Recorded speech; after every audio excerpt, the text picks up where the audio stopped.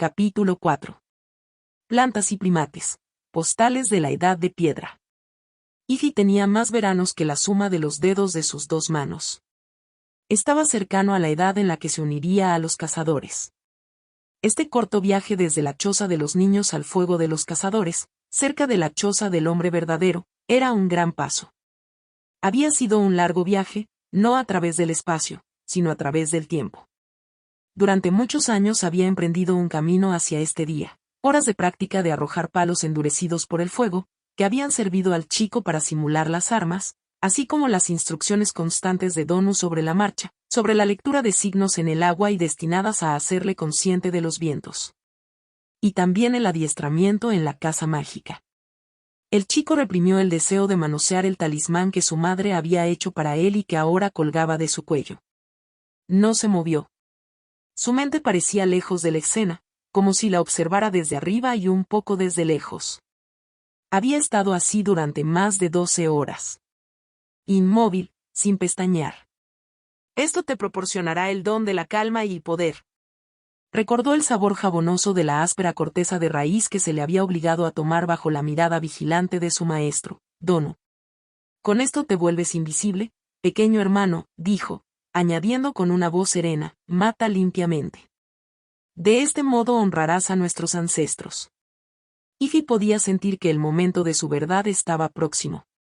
Bajo la influencia de la togna, la planta con el poder de sentirse en calma, había sido llevado a este lugar solitario y se le había dicho que esperara cerca del cadáver fresco de una cebra. Donu, su padre, y sus tíos le habían deseado lo mejor, riendo, haciendo promesas y utilizando nuevas y desacostumbradas palabras para describir el modo en que las mujeres de la aldea lo recibirían si tenía éxito. Estas palabras lo habían excitado durante un tiempo, pero ahora estaba concentrado en su espera. La togna había puesto las cosas maravillosamente fáciles al chico. Su cuerpo parecía inmune al cansancio y su mente vagaba, maravillada con las escenas de historias y experiencias, contadas junto a la hoguera, que nadaban en su cabeza. De repente, y sin mover un cabello, la mente de Ify se puso totalmente alerta. Se oían ruidos cercanos. De nuevo. Desde los guijarros que había más allá de los tamariscos bajo los que aguardaba sonó un ruido seco.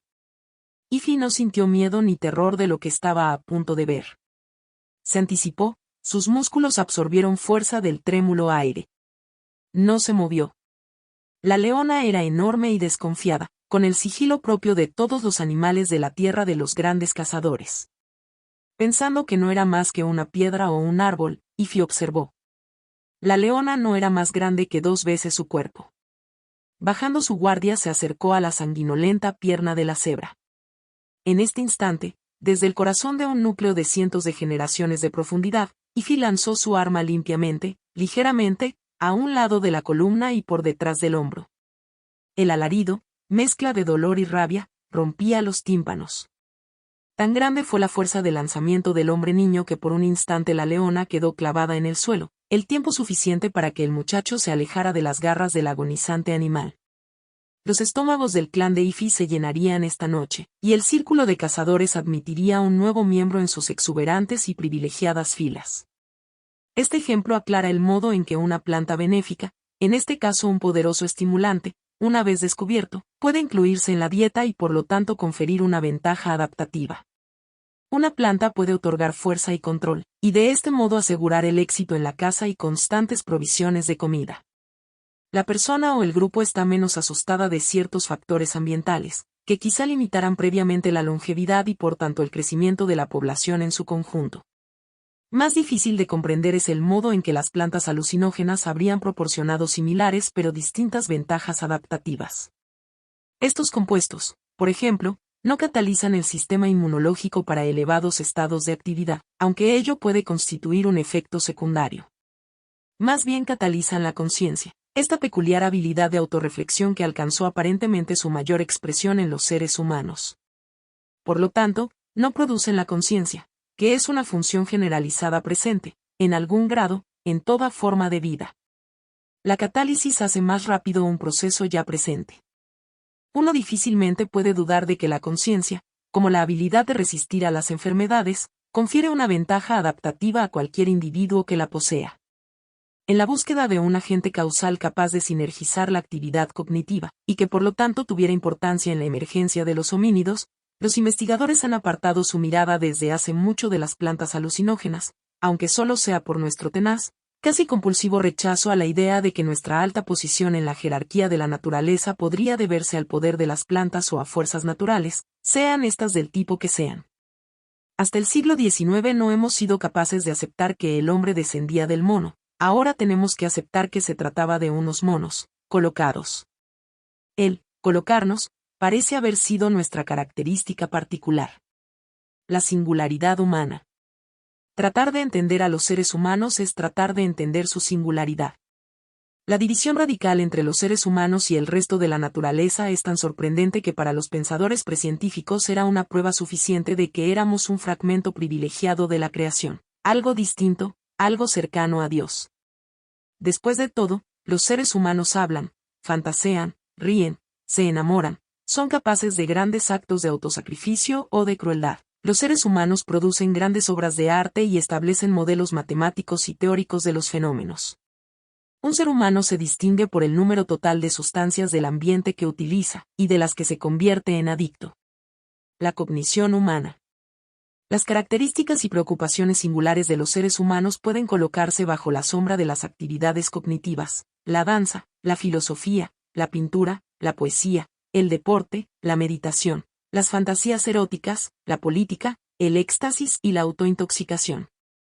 Somos un verdadero Homo sapiens, el animal pensante. Nuestros actos son el producto de una dimensión que solo nos pertenece a nosotros, la dimensión de la actividad cognitiva. Ya el pensamiento y la emoción, del recuerdo y la anticipación. De la psique. Al observar a las gentes que utilizan ayahuasca en el Alto Amazonas, se me hace patente que el chamanismo es a veces una forma intuitiva de toma de decisiones grupal guiada. Los chamanes deciden cuando el grupo debe desplazarse, cazar o guerrear. La cognición humana es una respuesta adaptativa muy flexible por el modo en que permite organizar aquello que en otras especies constituye comportamientos genéticamente programados. Somos los únicos que vivimos en un entorno que no solo está condicionado por las imposiciones biológicas y físicas a las que están sujetas todas las especies, sino que también se somete a los símbolos y al lenguaje. Nuestro entorno humano está condicionado por el significado. Y el significado mora en la mente colectiva del grupo. Los símbolos y el lenguaje nos permiten actuar en una dimensión que es supranatural, fuera de las actividades ordinarias de otras formas de vida orgánica. Podemos realizar nuestras suposiciones culturales, alterar y conformar el mundo natural en pos de fines ideológicos y según el modelo interno del mundo que los símbolos nos han dado poder para crear. Hacemos esto a través de la elaboración de cada vez más efectivos, y por tanto más destructivos, artefactos y tecnologías, que nos vemos compulsivamente obligados a utilizar. Los símbolos nos permiten almacenar información fuera del cerebro físico. Ello crea para nosotros una relación con el pasado muy distinta de la de nuestros compañeros animales. Finalmente, hemos de añadir a cualquier análisis de la imagen humana la noción de modificación autodirigida de la actividad. Somos capaces de modificar nuestras pautas de comportamiento basándonos en un análisis simbólico de los acontecimientos pasados, en otras palabras, por medio de la historia. Mediante nuestra capacidad de almacenar y recuperar información en forma de imágenes y archivos escritos, hemos creado un entorno humano tan condicionado por los símbolos y los lenguajes como por factores biológicos y ambientales. La transformación de los monos. Los estallidos evolutivos que condujeron a la aparición del lenguaje y, posteriormente, a la escritura, son ejemplos de transformaciones fundamentales, casi ontológicas del linaje homínido. Además de proporcionarnos la habilidad de codificar datos más allá de los confines del ADN, las actividades cognitivas nos permiten transmitir información a través del espacio y el tiempo. En un principio esto solo equivalía a la habilidad de establecer una señal de aviso o una orden, realmente poco más que una modificación del grito de alarma, que es un rasgo familiar del comportamiento de los animales sociales. En el curso de la historia de la humanidad, este impulso para comunicarse ha motivado la elaboración de técnicas cada vez más efectivas de comunicación. Pero en nuestro siglo, esta capacidad básica se ha transformado en una comunicación de masas que todo lo inunda y que literalmente sumerge el espacio que rodea a nuestro planeta. El planeta nada a través de un océano de mensajes autogenerado. Las llamadas telefónicas, El intercambio de datos y los espectáculos transmitidos electrónicamente crean un mundo invisible que se experimenta como simultaneidad informativa. No pensamos sobre ello, como cultura lo damos por hecho. Nuestro singular y febril amor por la palabra y el símbolo nos ha otorgado una gnosis colectiva, una comprensión colectiva de nosotros mismos y de nuestro mundo que ha sobrevivido a través de la historia hasta tiempos muy recientes. Esta gnosis colectiva subyace en la fe de los primeros siglos en las verdades universales y los valores humanos compartidos. Las ideologías pueden contemplarse como entornos de significado definido. Son invisibles, pero nos rodean y determinan por nosotros, aunque no nos demos cuenta de ello, lo que debemos pensar sobre nosotros mismos y la realidad. En realidad, definen por nosotros lo que podemos pensar. El ascenso de una cultura electrónica global simultánea ha acelerado mucho el ritmo al que cada uno de nosotros puede obtener la información necesaria para nuestra supervivencia. Esto y el aumento de la población humana en su conjunto ha llevado a una interrupción de nuestra evolución física como especie. Cuanto más aumenta la población, menos impacto tienen las mutaciones en la evolución de estas especies. Este hecho, junto con el desarrollo del chamanismo y, posteriormente, la medicina científica, nos ha hecho abandonar el teatro de la selección natural. En el ínterin, las bibliotecas y las bases de datos electrónicas han reemplazado a la mente humana individual como hardware fundamental que proporcionaba almacenamiento para la base de datos culturales. Los símbolos y los lenguajes nos han desplazado paulatinamente del estilo de organización social que caracterizaba el mudo nomadismo de nuestros remotos ancestros y ha reemplazado este modelo arcaico por las más amplias y complejas organizaciones sociales características de una sociedad planetaria electrónica unificada. Como resultado de estos cambios, nosotros mismos nos hemos convertido en ampliamente epigenéticos, lo que quiere decir que la mayor parte de lo que nos caracteriza como humanos ya no está en nuestros genes, sino en nuestra cultura. La emergencia prehistórica de la imaginación humana. Nuestra capacidad para la actividad lingüística y cognitiva está relacionada con el tamaño y la organización del cerebro humano. Las estructuras neuronales relacionadas con la conceptualización, la visualización, el significado y la asociación están muy desarrolladas en nuestra especie. Mediante el acto de hablar gráficamente, entablamos un flirteo con el dominio de la imaginación. La habilidad para asociar sonidos, o los pequeños ruidos vocales que conforman el lenguaje, con imágenes internas significativas, es una actividad sinestésica. Las áreas del cerebro humano que han evolucionado más recientemente, el área de Broca y el neocórtex, se han dedicado al control del procesamiento de los símbolos y del lenguaje. La conclusión que surge generalmente de estos hechos es la de que las áreas neurolingüísticas altamente organizadas de nuestro cerebro han hecho posible la cultura y el lenguaje. Cuando lo que se considera son los escenarios de la emergencia y organización social humanas, se plantea el siguiente problema. Sabemos que nuestras capacidades lingüísticas deben haber evolucionado en respuesta a presiones evolutivas muy grandes, pero no sabemos cuáles han sido estas. Cuando estaba presente el uso de plantas psicoactivas, el sistema nervioso homínido, a lo largo de muchos milenios, debió de verse inundado por reinos alucinógenos de extraña e insólita belleza. Sin embargo, la necesidad evolutiva canaliza la conciencia del organismo en un estrecho callejón sin salida en el que la realidad ordinaria se percibe a través de la válvula reductora de los sentidos. Si no fuera de este modo, estaríamos escasamente adaptados para los vaivenes de la existencia inmediata. Como criaturas con cuerpos animales, somos conscientes de que estamos sometidos a una amplia gama de intereses que no podemos ignorar si no es con mucho peligro. Como seres humanos también somos conscientes de un mundo interior, más allá de las urgencias del cuerpo animal, pero la necesidad evolutiva ha situado este mundo lejos de la conciencia ordinaria. Pautas y comprensión. La conciencia ha sido denominada conciencia de la conciencia y se caracteriza por nuevas asociaciones y conexiones entre los distintos datos de la experiencia. La conciencia es como una superrespuesta inmunológica no específica. La clave del funcionamiento del sistema inmunológico es la capacidad de un compuesto químico para reconocer tener una relación del tipo llave-cerradura con otro. Por tanto, ambos, el sistema inmunológico y la conciencia, representan sistemas que aprenden, reconocen y recuerdan. Mientras escribo esto pienso en lo que decía Alfred North Whitehead sobre el entendimiento, que consiste en apercibir la pauta tal cual es. Ello es también una definición perfectamente aceptable de la conciencia. El ser consciente de una pauta comunica el sentimiento que acompaña la comprensión. Posiblemente no haya límite a la cantidad de conciencia que podamos adquirir como especie, puesto que el entendimiento no es un proyecto finito con una conclusión imaginable, sino una actitud hacia la experiencia inmediata. Ello parece autoevidente desde una visión del mundo que ve la conciencia como análoga a una fuente de luz. Cuanto más fuerte es la luz, más grande es la superficie oscura que se desvela. La conciencia es la integración, de instante en instante, de la percepción individual del mundo.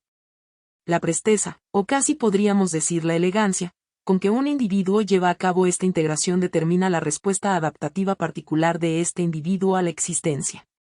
Somos dueños no solo de la actividad cognitiva individual, sino también, cuando actuamos juntos, de la actividad cognitiva del grupo. La actividad cognitiva en el seno del grupo significa normalmente la elaboración y manipulación de los símbolos y del lenguaje. Aunque ello sucede en muchas especies, en las especies humanas es algo especialmente bien desarrollado. Nuestro gran poder de manipular los símbolos y el lenguaje nos otorga nuestra posición única en el mundo natural. El poder de nuestra magia y nuestra ciencia surge de nuestro compromiso con la actividad mental del grupo, el hecho de compartir los símbolos, la extensión y distribución de las ideas, y la narración de cuentos. La idea, expresada antes, de que la conciencia ordinaria es el producto final de un proceso de amplia comprensión y filtración, y de que la experiencia psicodélica es la antítesis de esta construcción, fue señalada por Aldous Huxley, quien contrastó esto con la experiencia psicodélica. Al analizar sus experiencias con mescalina, Huxley escribió: "Estoy de acuerdo con el eminente filósofo de Cambridge, Dr. C.D. Broad, en que haríamos bien en considerar la sugestión de que la función del cerebro, sistema nervioso y órganos de los sentidos, es principalmente eliminativa y no productiva. La función del cerebro y el sistema nervioso es la de protegernos de vernos superados y confundidos por esta masa de amplio, inútil e irrelevante conocimiento, al dejar fuera la mayoría de lo que de otro modo percibiríamos o recordaríamos en todo momento, y permitir únicamente esta pequeña y particular selección que es útil para usos prácticos. Según esta teoría, cada uno de nosotros es potencialmente una mente en libertad. Pero en la medida en que somos animales, nuestra tarea es sobrevivir a cualquier precio. Para hacer posible la supervivencia biológica, la mente en libertad ha de canalizarse a través de la válvula reductora del cerebro y del sistema nervioso. Lo que sale por el otro extremo es un mezquino chorrito del tipo de conciencia que nos ayuda a seguir vivos en la superficie de este planeta. Para formular y expresar los contenidos de esta conciencia reducida, el hombre ha inventado y elaborado sin tregua estos sistemas simbólicos y filosofías implícitas que llamamos lenguajes. Cada individuo es de inmediato el beneficiario y la víctima de la tradición lingüística en la que ha nacido. Lo que, en el lenguaje de la religión, se denomina este mundo, es el universo de conciencia reducida, expresado, y como tal, petrificado por el lenguaje. Los distintos, otros mundos, con los que los seres humanos erráticamente comunican son muchos elementos en la totalidad de la conciencia que pertenecen a la mente en libertad. Transitoriamente se pueden encontrar atajos hacia ellos, ya sea de un modo espontáneo, como resultado de ejercicios espirituales, deliberados, o mediante las drogas. Lo que Huxley no menciona es que las drogas, concretamente las plantas alucinógenas, pueden abrir con seguridad y repetidamente las permeables puertas de la válvula reductora de la conciencia y exponer al individuo a toda la fuerza del rugiente Tao. El modo en que interiorizamos el impacto de esta experiencia de lo inexpresable, ya lo experimentemos mediante los psicodélicos o por otros medios, consiste en generalizar y extrapolar nuestra visión del mundo a través de actos de la imaginación. Estos actos de la imaginación representan nuestra respuesta adaptativa a la información que hace referencia al mundo externo, que nos es comunicada por medio de nuestros sentidos. En nuestras especies, el software sintáctico de lo específico de la cultura, de lo específico de la situación, en forma de lenguaje, puede competir con, y en ocasiones reemplazar, el mundo instintivo del comportamiento animal. Lo que significa que podemos aprender y comunicar experiencias y de este modo eliminar los comportamientos mal adaptados. Podemos reconocer colectivamente las virtudes de la paz en contra de la guerra, o de la cooperación en contra de la lucha. Podemos cambiar. Como hemos visto, el lenguaje humano puede que surgiera cuando el potencial organizativo de los primates fue sinergizado por las plantas alucinógenas. La experiencia psicodélica nos inspiró en primer lugar un pensamiento verdaderamente autorreflexivo y después nos inspiró para comunicar nuestros pensamientos acerca de este. Otras personas han experimentado la importancia de las alucinaciones como catálisis de la organización psíquica humana. La teoría de Julian Jaynes, presentada en su controvertido libro The Origin of Consciousness in the Breakdown of the Bicameral Mind, señala que los cambios mayores en la autodefinición humana pueden producirse incluso en tiempos históricos. Propone que en tiempos de Homero la gente no tenía el tipo de organización psíquica interna que damos por hecho. Por lo tanto, lo que llamamos ego, para la gente de la época de Homero era un Dios. Cuando el peligro se presentaba de imprevisto, la voz de Dios se oía en las mentes de los individuos. Una función psíquica ajena e intrusa se expresaba como una suerte de metaprograma destinado a la supervivencia al que se acudía en momentos de gran estrés. Esta función psíquica era percibida por aquellos que la experimentaban como la voz directa de Dios, del Rey, o del Rey de la vida futura. Los mercaderes y comerciantes que pasaban de una sociedad a otra transportaban la mala noticia de que los dioses decían distintas cosas en distintos lugares, estableciendo de este modo la primera sombra de duda. En algún momento la gente integró su función autónoma previa y cada persona se convirtió en ese Dios, y reinterpretó la voz interior como él, sí mismo, o, como más tarde lo llamaron, el ego. La teoría de Jaynes ha sido ampliamente rechazada. Desafortunadamente, su libro sobre el impacto de las alucinaciones en la cultura consigue eludir casi por completo, a lo largo de 467 páginas, la discusión sobre las plantas alucinógenas o las drogas. Mediante esta omisión, Jaynes se priva de un mecanismo que podría seguramente conducirle al tipo de cambios transformativos que según él tienen lugar en la evolución de la conciencia humana. Catalizando la conciencia. El impacto de los alucinógenos en la dieta ha sido algo más que psicológico. Las plantas alucinógenas pueden haber sido la catálisis para todo aquello que nos distingue de otros primates superiores, para todas las funciones mentales que asociamos con la humanidad. Nuestra sociedad, en mayor medida que otras, encontrará esta teoría difícil de aceptar, porque hemos hecho del éxtasis obtenido por medios farmacológicos un tabú. Al igual que la sexualidad, los estados alterados de conciencia son un tabú debido a que consciente o inconscientemente se experimentan entrelazados con los misterios de nuestro origen, de dónde venimos y cómo llegamos a ser como somos. Estas experiencias disuelven las fronteras y amenazan el orden del patriarcado reinante y de la dominación de la sociedad por la expresión carente de reflexión del ego. Consideremos cómo las plantas alucinógenas pudieron haber catalizado el uso del lenguaje, la más singular de las actividades humanas. Uno tiene, en estado alucinógeno, la impresión incontrovertible de que el lenguaje posee una dimensión objetiva y visible, que normalmente está oculta a nuestra conciencia. El lenguaje, en estas condiciones, es visto, contemplado, del modo en que ordinariamente vemos nuestras casas y entornos normales. De hecho, nuestro entorno cultural se reconoce correctamente, durante la experiencia del estado alterado, como zumbido de fondo en la tarea lingüística de objetivar la imaginación. Dicho de otro modo, el entorno cultural colectivamente designado en el que vivimos es la objetivación de nuestro propósito lingüístico colectivo. Nuestra capacidad formativa del lenguaje puede haberse activado a través de la influencia mutagénica de los alucinógenos trabajando directamente en órganos que están implicados en el procesamiento y la generación de señales. Estos órganos se hallan en estructuras del cerebro, como el área de Broca, que gobiernan la información hablada. Dicho de otra forma, abrir la válvula que limita la conciencia fuerza al pronunciamiento, casi como si el mundo fuera una concreción del significado previamente experimentado pero que permaneciera inarticulado. Este impulso activo hacia el lenguaje, ir hacia la palabra, se experimenta y describe en la cosmogonía de muchos pueblos. La psilocibina, concretamente, activa las áreas del cerebro implicadas en el procesamiento de las señales.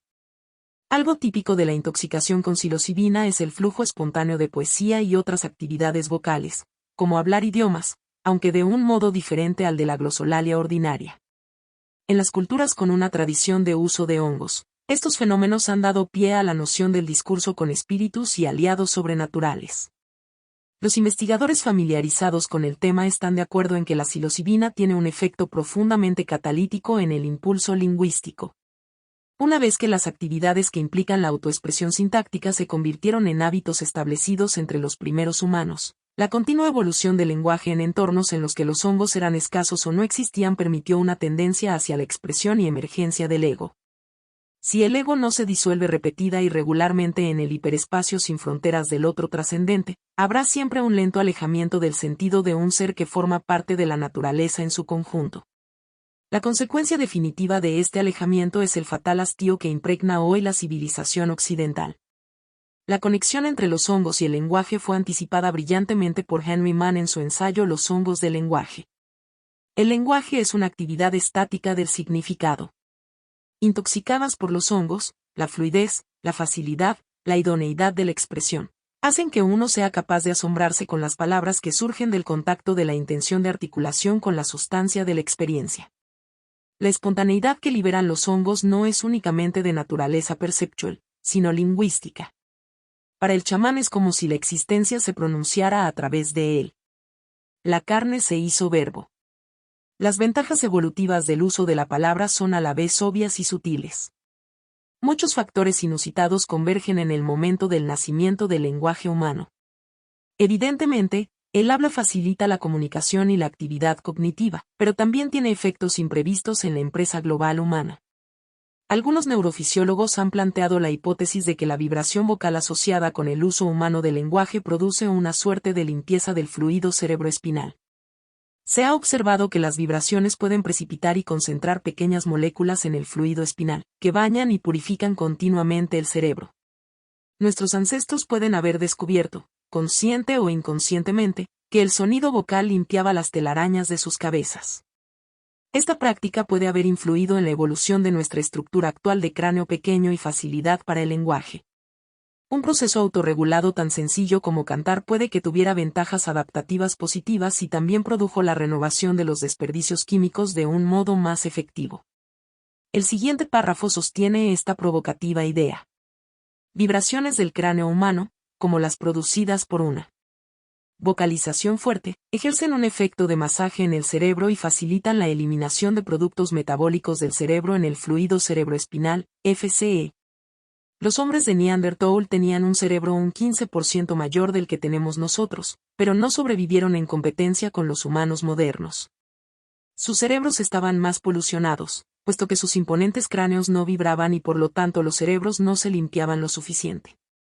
En la evolución de los humanos modernos el adelgazamiento de los huesos craneanos fue de gran importancia. Como ya hemos dicho, los homínidos y las plantas alucinógenas debieron estar en asociación estrecha durante un largo periodo de tiempo, particularmente si pretendemos sugerir que los cambios físicos actuales en el genoma humano fueron el resultado de dicha asociación.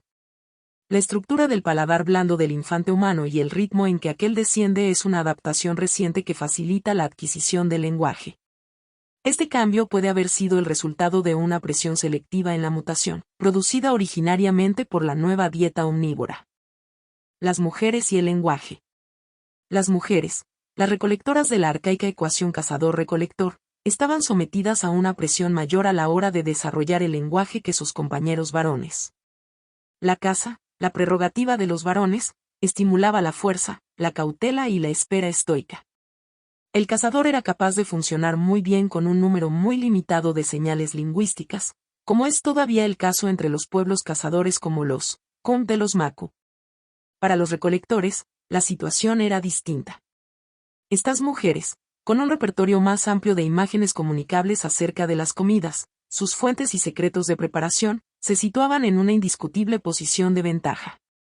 El lenguaje quizás haya surgido como un poder misterioso que principalmente atañía a las mujeres que pasaban más parte de su tiempo de vigilia juntas y normalmente hablando que los hombres. Mujeres a las que en todas las sociedades se considera con tendencia a agruparse, en contraste con la imagen solitaria del varón, que representa la versión romántica del varón alfa de la banda de primates. Los logros lingüísticos de las mujeres eran dirigidos por una necesidad de recordar y describir a las demás una variedad de localizaciones y señales, así como numerosos detalles taxonómicos y estructurales sobre las plantas que había que buscar o desechar. La compleja morfología del mundo natural propulsó la evolución del lenguaje para modelar el mundo observable. Hoy en día, una descripción taxonómica de una planta resulta yoiseanamente excitante: arbusto de 2 a 6 pies de altura, absolutamente pelado. La mayoría de las hojas enfrentadas, algunas en tríos o las más altas alternadas, sésiles, lineal-lanceoladas o lanceoladas, agudas o puntiagudas. Flores únicas axiladas, amarillas, aromáticas, pedunculadas. Cáliz en forma de campana, pétalos de caducidad temprana, ovalados, y así líneas y líneas. La profundidad lingüística que alcanzaron las mujeres como recolectoras llevó finalmente a un descubrimiento trascendente, el descubrimiento de la agricultura. Lo llamo trascendente por las consecuencias que tuvo. Las mujeres se dieron cuenta de que podían hacer crecer un número de plantas limitado. Como resultado aprendieron las necesidades únicamente de estas pocas plantas, abrazaron un estilo de vida sedentario y empezaron a olvidarse del resto de naturaleza que antes también habían conocido. En este instante se inició el retiro del mundo natural y nació el dualismo humanidad frente a naturaleza.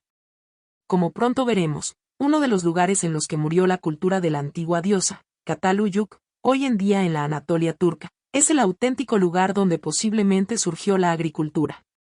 En lugares como Cataluyuk y Jericó, los humanos, sus plantas y animales domésticos, se convirtieron por primera vez física y psicológicamente en algo aparte de la vida de la naturaleza indómita y del rugido desconocido. El uso de los alucinógenos solo puede ubicarse en las sociedades cazadoras y recolectoras. Cuando los agricultores utilizan dichas plantas, son incapaces de despertarse a la mañana siguiente al amanecer e ir a arar los campos. En este instante el trigo y el grano se convirtieron en dioses, dioses que simbolizaban la domesticación y la dura labor. Estos reemplazaron a la vieja diosa nacida del éxtasis inducido por plantas. La agricultura aportó la posibilidad del exceso de producción, que lleva a la superabundancia de riqueza, a atesorar y al comercio. El comercio conduce a las ciudades y las ciudades aíslan a sus habitantes del mundo natural. Paradójicamente, una más eficaz utilización de los recursos vegetales mediante la agricultura lleva a romper la relación simbiótica que había vinculado a los seres humanos con la naturaleza. No estoy hablando de un modo metafórico. El hastío de la modernidad es la consecuencia de interrumpir una relación cuasi simbiótica entre nosotros y la naturaleza de Gaia. Únicamente el restablecimiento de esta relación sería capaz de llevarnos a una estimación absoluta de nuestro patrimonio y del sentido de nosotros mismos como seres humanos completos.